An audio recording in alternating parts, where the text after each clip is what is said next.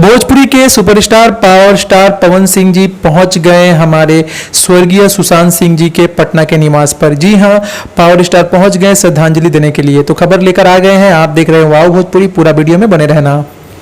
नमस्कार दोस्तों, आपको जान के काफ़ी अच्छा लगेगा कि पावर स्टार दुख के समय में सुशांत सिंह के परिवार के साथ हैं और परिवार से मिलने के लिए पावर स्टार पहुंच गए पटना के निवास पर। आपको बता दूं कि पावर स्टार पहुंचे, उसके बाद इंस्टाग्राम पे कुछ तस्वीरें शेयर हुई है और तस्वीर में देखा जा रहा है कि पावर स्टार श्रद्धांजलि दे रहे हैं। हालांकि आपको याद होगा कि एक दिन पहले खेसारी लाल जी भी जाकर श्रद्धांजलि दिए थे और भी भोजपुरी के कई कलाकार जाके सुशांत सिंह भाई को श्रद्धांजलि अर्पित कर चुके हैं। लेकिन पावर स्टार का एक मांग बहुत ज़्यादा है। महाराष्ट्र सरकार से सीधे पावर स्टार ने ये मांग कर दिया कि पावर स्टार का ये कहना है